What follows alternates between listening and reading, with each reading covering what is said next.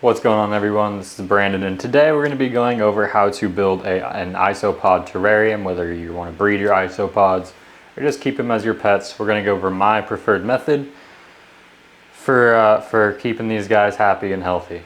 So the first thing that I recommend is to get a nice, good substrate. While you can make your own substrate, it kind of depends on your area and if you can get the quality and necessary soils and things like that you can get. In my area, it seems like most of the soils are littered with a bunch of pine chips and things like that, and the sap and softwoods are not good for isopods. They need to have hardwoods only. Not only that, but with the amount of containers I'm making right now, I found it to be maybe a little bit more expensive to buy everything separately, especially since I had to order certain things online, because the soil needs to be nice and airy. When I did this previously, before I moved to where I live now, the soils I had were very compact, and a lot of the isopod species weren't very happy. Some did well, but species specifically like Cubaris, rubber duckies to be exact, they don't want any of that. So the soil I'm using today is this one right here. See that? It's bioactive soil I got from Amazon by Galapagos Soils, and inside of it, it's going to have charcoal, sphagnum moss, nice airy soil, wood chips, pretty much everything that you need for isopods already in it, and I just find it's going to save a lot of time. The next thing you're going to need is a good bag of leaf litter. I'm using oak leaves. You can use magnolia leaves if you desire as well. You're going to need some kind of hides. I'm just using Cork Bark hides. They're pretty cheap, pretty plentiful. You're also going to need some other kind of hides, which I chose lotus pods. And you're also going to want some extra sphagnum moss, even if your soil has it in there already, because you're going to be able to put this within the substrate, get it nice and wet so that it maintains humidity. You have a nice humidity gradient, as well as putting some clumps on one side so that they have that nice moisture, and you don't have to go in there and water it every single day, because that can become kind of a hassle. Now when you are watering your substrates, I do recommend using one of these tattoo or laboratory wash bottles, whatever you want to call it, because when you go in here and you use a mister, you're going to disturb your isopods. You're going to add a really high humidity level by getting everything wet on the top when you really want the soil to be moist. So you're just going to go in there and you're going to water the sides and make sure you see that water dripping down the side here into the soil layers. So when we get started here, I'm going to show you how to build my vent holes. This is just a simple 20 quart container. Now the important thing is I like to use the ones with the gaskets on here, because first off, if you have isopods that can climb the side of this container, it's just going to make it so much easier and worry-free for you to keep them out of your house escaping. Not only that, but you're going to keep pests from getting inside, like soil grain mites or whatever else might be around here that you can't really see on a day-to-day basis, and you definitely don't want the grain mites in there. They're going to cause havoc. They're going to take over the entire ecosystem. So let's get this stuff moved. I'll show you the drilling the holes, putting on our mesh, and we'll fill up this container and make this nice little environment good for the isopods. So when you're drilling your vent holes for your container, I like to use a hole saw. I bought this kit for $7 at Walmart. I will admit it's not the highest quality. I've already drilled one other container and this middle drill bit's already loose, so we'll see if it survives this demonstration here. But essentially I'm going to put a 2-inch hole on either side and all the way in the back. I'm going to try to get it as close to the top as I can, just because if we get our substrate a little bit higher, it's not going to put the isopods right next to the vent holes or have soil coming out of it.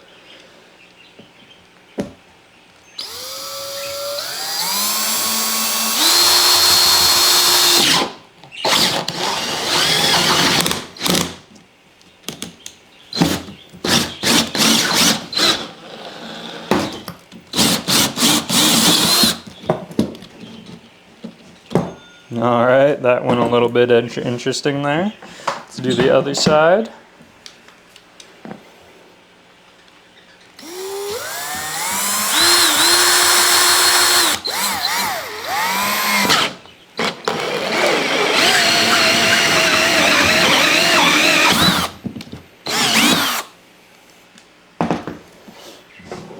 All right, makes a little bit of a mess. If you want to, you can go ahead and clean up these little burls that happen from the hole saw if you desire. I do recommend it just so you don't have uneven mesh whenever you do glue it on there. But we're gonna do the top now. So this was a 2-inch hole saw, like I said. I'm gonna switch this out for one that's a little bit bigger, just because I do want more venting on the top here. Size, I'm using 2 1/8 inch on this one. It's not much bigger, but this is the biggest size I have. I would probably go up to 2.5 inches if I had one.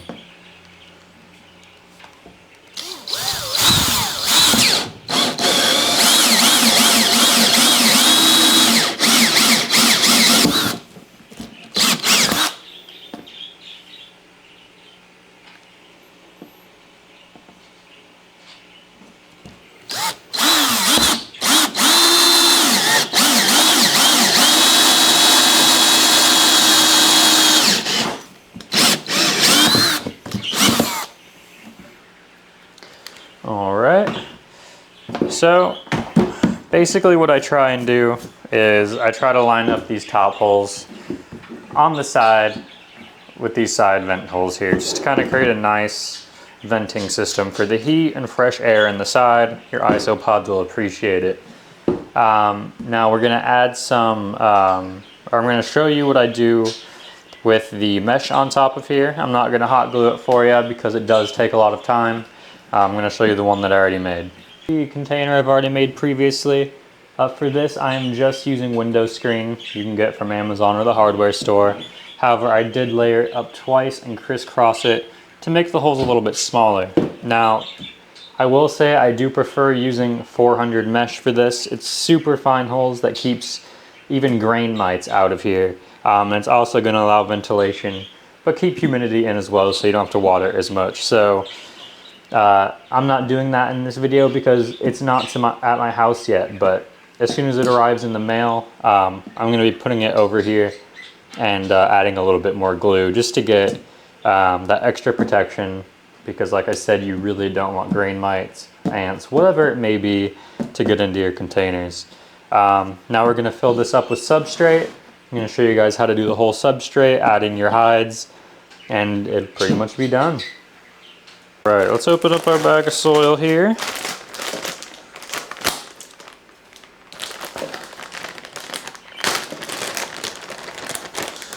Alright, yeah, so this is going to be, if you guys use this soil, you're going to have to mix it. As you can see in there, there's wood chips right on the top and everything is just kind of layered like a little soil cake, essentially. Just going to dump all that in there.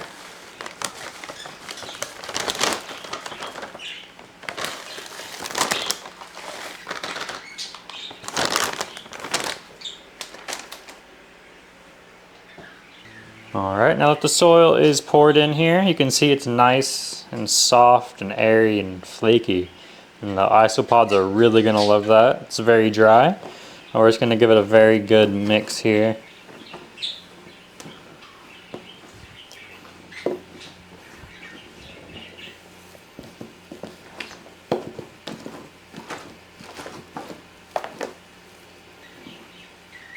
Make sure that's all nice and mixed up. All of our wood chips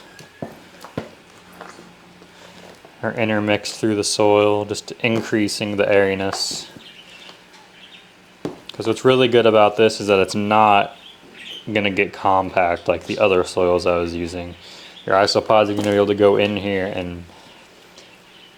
and dig themselves in, burrow, molt properly, get their nice gradients. The charcoal that's in here is going to help keep any weird smells down and also just purifies things over time, though it's not going to help that much, but charcoal in there will help. Okay. Now the next thing I'm going to do is I'm going to put some sphagnum moss in here.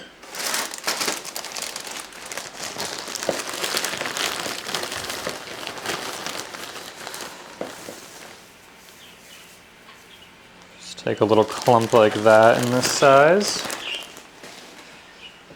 And And then I'm going to take my water bottle and I'm going to spray it down really good. Now preferably you would be letting this sphagnum moss just soak in water on the side. I didn't do that because I don't have a lot of room. Just want to wet that moss up. This is a long fibered moss, so it's going to retain that moisture a little bit better. The isopods are going to be able to go inside of it, inside the clumps, and lay their eggs, hide, make them feel safe, and get the moisture that they need.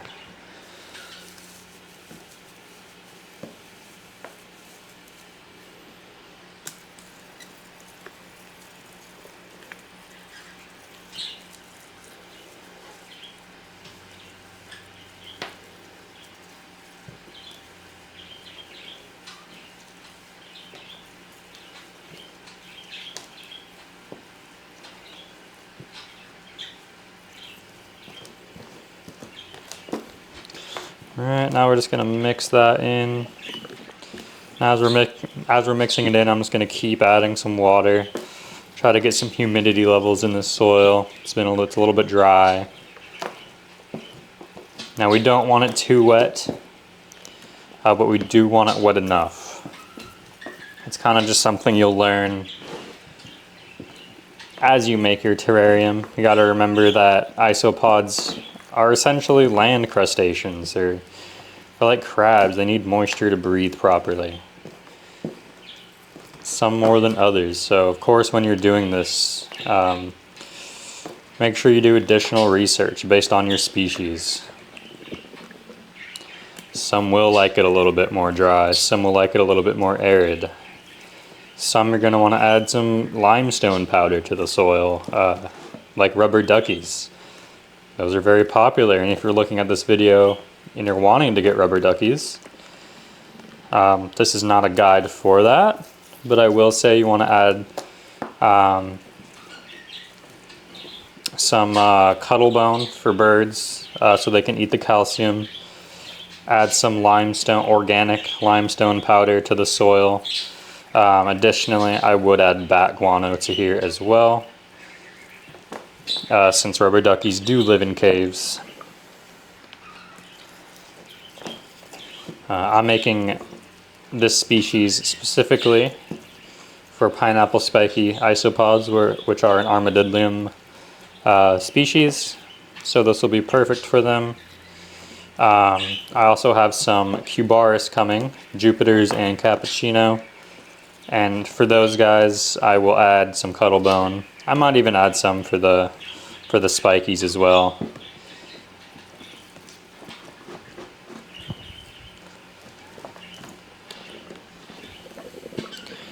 Okay, that's feeling pretty moist. Just gonna go ahead and add a little bit more water.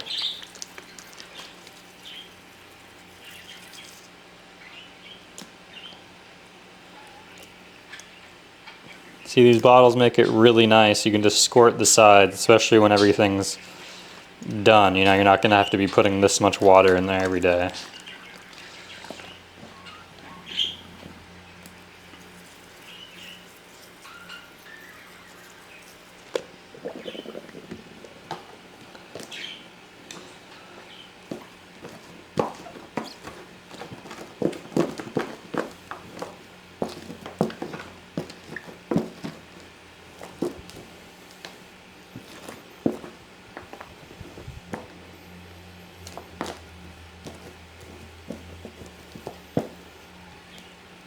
Okay, that soil has some nice moisture in it now.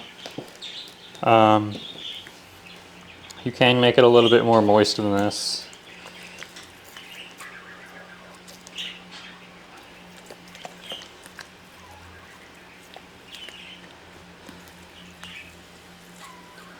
This is essentially 500 milliliters of water almost that I'm adding to this.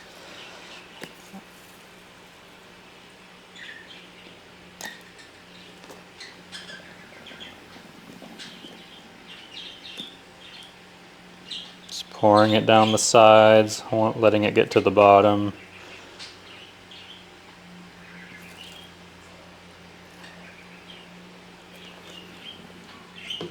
Give it another good mix here.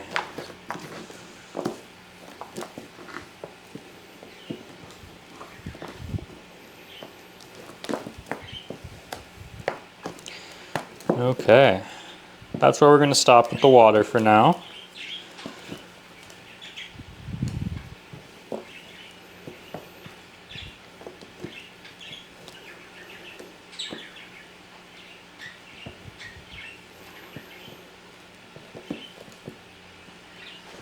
Make sure it's nice and even. Now the next thing I'm going to do is flip this around. On this back side here,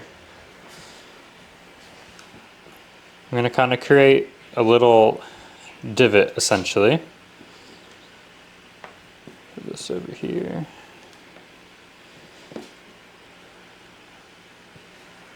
And I'm going to take that sphagnum moss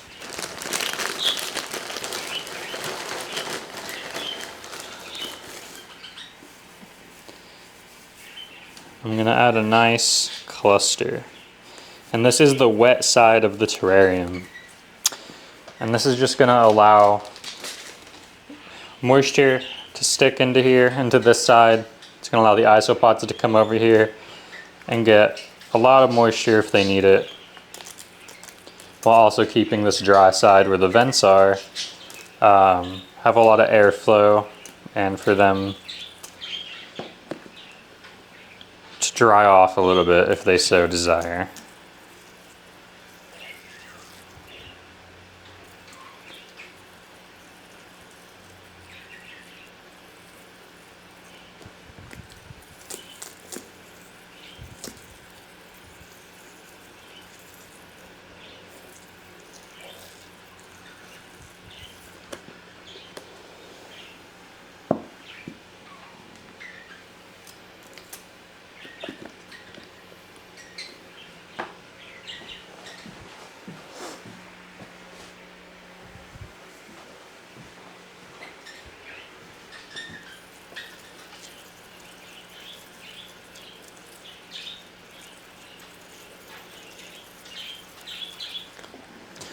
You know, play around with this if you want. The sphagnum moss is really gonna soak in a lot of moisture, so that's kind of why I recommend just soaking your moss prior to building your terrarium.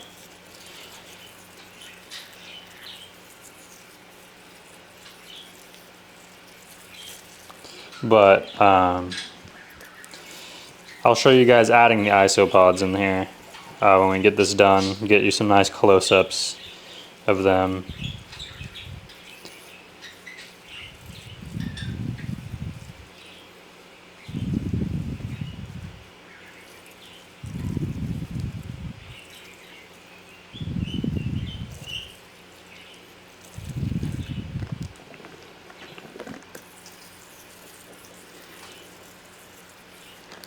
Alright, sphagnum moss has soaked that up very nicely. Now I have this nice, damp, humid, wet side. The dry side is, of course, a little bit more dry. So now let's add our hides here. The first one that we're going to add is our cork bark pieces. We're just going to put one right there on the wet side, kind of over the moss.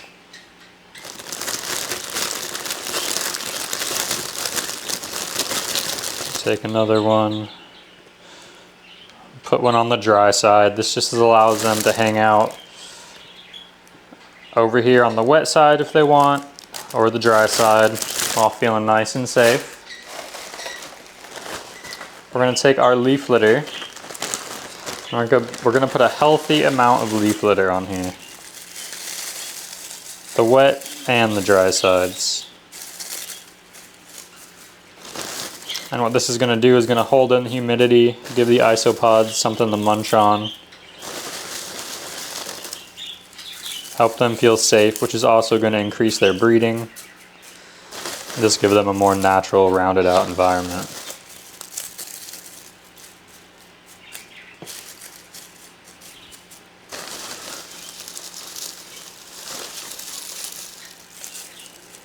Okay. I think that's pretty good to start.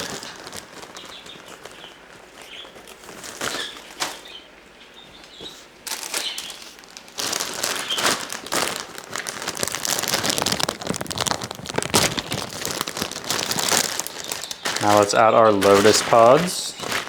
This is what a lotus pod looks like. It's essentially just a dried seed pod. And what that's going to do is, they like to go in these little holes right here and hide. They're going to have their babies in these holes. The babies are going to hide in there. Which is going to create a nice, safe environment for them.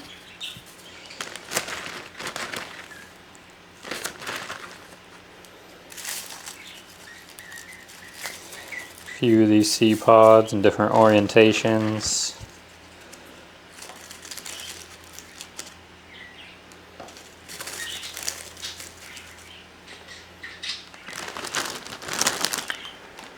Alright, and that is essentially it. We got our soil in there, we got our sphagnum moss intertwined within the soil, we have our sphagnum moss corner, our cork bark hides, all our nice dried leaves. We got our seed pods in there. If you want, some species like it more, again, do your research. You can add moss to your cork bark.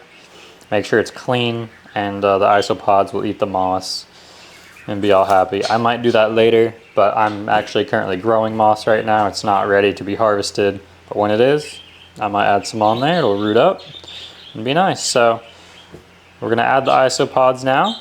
Gonna let them scurry away, and that's essentially the whole container, and all you need to do is make a nice, happy, healthy environment for your isopods. All right, now that our containers are done, all we're gonna do is add our isopods in here, and then I'll show you close up. I am adding my Jupiter isopods, and I'll show you crawling around, or I'll show you them crawling around their little container here. There's some close-ups of them enjoying their new home.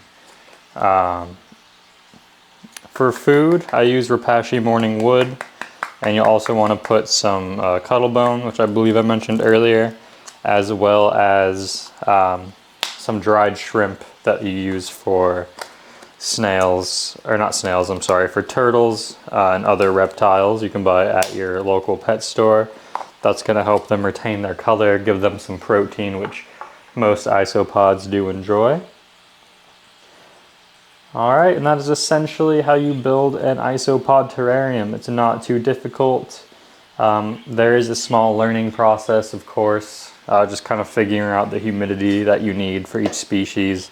There's not really any devices or monitors or anything like that you can use to really get a definite data point on the humidity that they need. You'll just kind of learn through husbandry and how they're breeding, how they're surviving, on how to do that. And if I didn't mention previously, make sure you add Springtails to your container. I use tropical whites just because they breed pretty quickly. It'll keep your mold and other things down in the terrarium as well. Thank you for joining me. I'll see you next time.